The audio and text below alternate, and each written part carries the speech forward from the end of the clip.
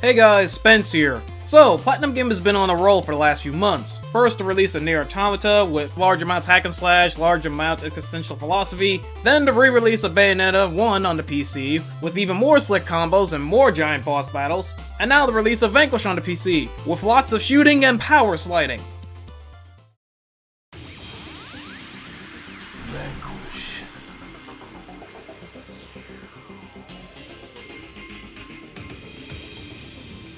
So, Vanquish. This game was originally released by Sega Entertainment and was developed by Platinum Games, and for the PC port, Little Stone Software had a hand in making it happen. Vanquish originally came out October 19th of 2010 for the Xbox 360 and PlayStation 3. While it wasn't super popular, it did get a following that has only grown over time. And now it's 7 years later and it's time to ask, what exactly is going on in Vanquish? In a cyberpunk dystopian future, well, not dystopian, but like many others, the United States government is going through a giant recession when all of a sudden one of its giant satellites in orbit has been hijacked by the newly overthrown Russian Federation, who uses the technology aboard to fire off a giant microwave blast, basically wiping out San Francisco. After this, they immediately demand for the unconditional surrender of the United States. Obviously, the president isn't having that, so she sends a strike team to the satellite. This strike team is made up of mostly military individuals, but also a single Defense Advanced Research Projects Agency agent named Sam Gideon.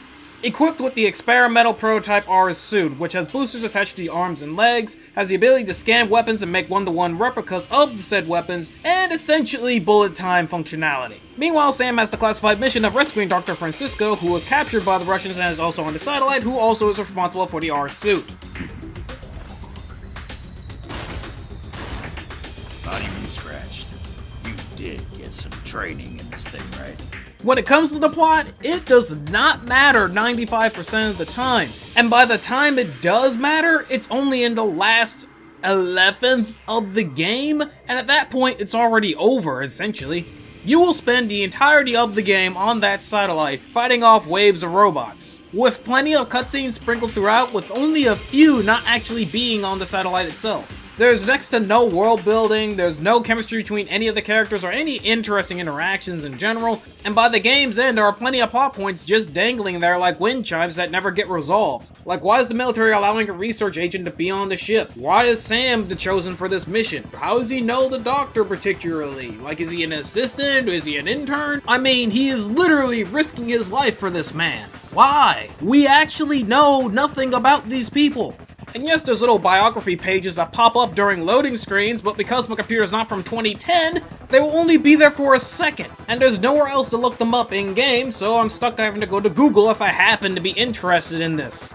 It really feels like they had to make a lot of concessions with the game's story, especially considering how fast they throw you into the action without barely any world building or character introductions. Not that they're really necessary, as all the characters can be summed up with 2 sentences at most. All the while it goes down a very predictable path with very predictable plot twists, and it's just, ugh. What part of Marines complete the mission did you not understand? Has to be done. I don't pick and choose how. In short, it's there, it exists, namely just to give you an excuse to run around in a super suit and shoot a bunch of robots with it. Just don't come here expecting something from the story. Gameplay-wise, Vanquish is your standard third-person shooter. This means that you can move around, get into cover, shoot with one of your 3 weapons that you have equipped, a janky-looking evasive roll, or throw one of the 2 grenade types that you have. Normal grenades that do a lot of damage, and EMP grenades that don't do a whole lot of damage but stun enemies. Now in Vanquish, your character has 3 actions that are tied to an energy gauge of sorts. When you run out of it, your suit overheats, so I guess it's more of an overheat gauge. Now obviously when you're using your abilities, they deplete from the energy gauge, and it will refill on its own naturally relatively quickly. But if when using your abilities you deplete the entirety of the energy gauge, then it will overheat, and then you won't be able to use any of your abilities until the gauge refills again on its own, which will take longer than normal and is a good amount of time to be vulnerable if you're not in cover. Point is, you have 3 actions that are tied to it. First, there's your power sliding, which does what it sounds like, makes you do a rocket-propelled slide, allowing you to get around really fast. Though of course it's tied to the gauge, so you can't do it forever.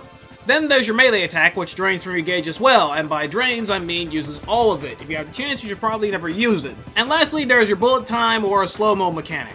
By scoping in with your weapon during certain actions, it will cause your character's perception of time to slow down, making your shots more accurate and do more damage.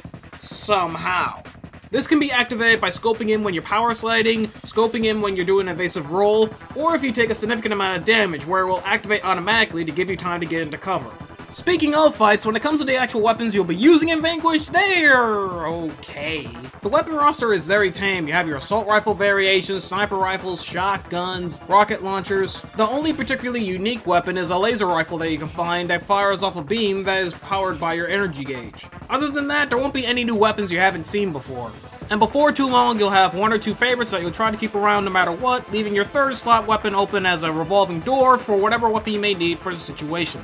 When it comes to the minute-to-minute action of Vanquish, while your in-game reasons for all the fights you get involved with are reasonably varied, whether you're attacking hordes of robots to save POWs, attacking signal jammers with giant lasers attached, or attacking giant robots with lasers attached, all this boils down to you destroying all enemies to move forward, or holding off against enemies until you can proceed forward some more. The gameplay itself is alright, it just feels very stop and go. You see, while your character has a lot of offensive options, the only defensive options he really has are to get into cover or that slow-mo when your HP gets really low. And if you happen to have burnt out all of your energy gauge, then you have nothing.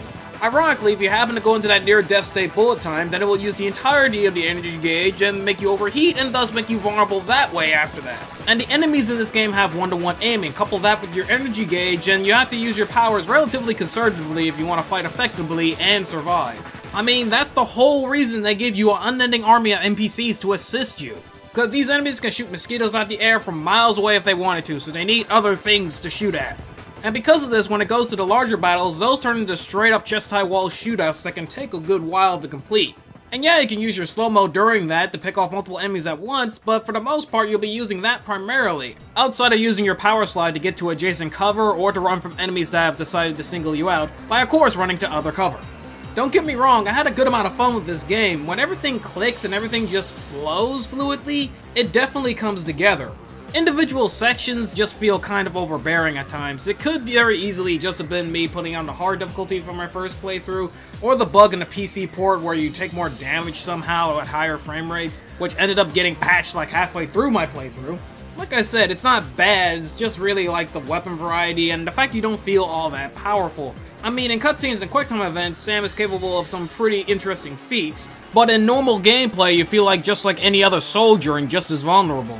In the business, we call this pseudo-narrative dissonance. Presentation-wise, the game pulls off the hard sci-fi aesthetic if you pay no attention to the opening cutscene of San Francisco. When it comes to the options menu, it's serviceable. It gives you plenty of options to customize how you want the game to look, though you can't control the frame rate directly. At least not obviously that I can find. And yes, the game does support controller along with keyboard and mouse with rebindable buttons and keys. When it comes to how the game actually looks, it looks alright. It's not the best of last gen, but definitely not the worst. All while running at 60 FPS and essentially making this the best way to play Vanquish if you have the option. Meanwhile, on the sound front, voice acting is okay, once again. A lot of the voice actors who are not Sam sound just fine. Meanwhile, Sam himself sounds like a 40-year-old trying to sound like a 20-year-old who sounds like Snake in the end. Mainly because his voice is so gravelly, he sounds like someone who's been smoking for like 30 years, meanwhile Sam himself is supposed to be like 25 or something. No offense, Gideon Emery. Sam, I'm not sure if you've noticed, but your new friends don't seem too fond of you. DARPA operatives take their orders directly from POTUS and SecDef. These guys are just interested in marking their territory. When it comes to the sound effects, they're definitely serviceable, but when it comes to the soundtrack, it's okay. It ticks the box of having fast-paced techno music for a high sci-fi game, but at the same time, none of the tracks really stand out in the context of the game, at least not too much. It's a big case if you have to listen to it on your own time if you want to formulate your opinion on it. Because they do sound better than what you think, but at the same time, they still don't stand out in the context of the game. In short, the presentation is... It does what it needs to do to make the PC version of Vanquish the best way to play it, but it's still only serviceable. And that's Vanquish. Would I recommend this game? If you like third-person shooters and want a heavy sci-fi aesthetic with it, then sure. The game just feels very underwhelming. The weapons are nothing new we haven't seen before, the story isn't anything we haven't seen before, and the action itself, while they do give you cool powers to mess around with, because of the enemy's crazy aim and the fact that they have to offset this by giving you a bunch of NPCs to take hits for you, it doesn't change the game enough from other third-person shooters. In the end, you're doing the same things you'll be doing in other third-person shooters instead of utilizing your abilities to use your powers in new and unique ways. I'm not saying the game should be some third-person shooter Muso game equivalent, I am saying it just doesn't stand out from other games in the genre. In conclusion, it's definitely worth picking up if you like third-person shooters, especially for the price. Just keep in mind, this isn't a Platinum game with a third-person shooter veil on top of it, if that makes any sense. And instead, that this is a standard third-person shooter with some interesting abilities sprinkled in that sometimes comes at odds with how the game is designed. It's not bad, above average most of the time, just doesn't really surpass that. Hello again, and thanks for watching until the end. If you happen to like this sort of content, drop a like, comment, subscribe, and definitely tell a friend to also be interested in this sort of content, and click the little bell icon to be notified of any new videos. In the meantime, if you want to figure out what I'm doing, you always stalk the Spence Session Twitter account at Spence_Session.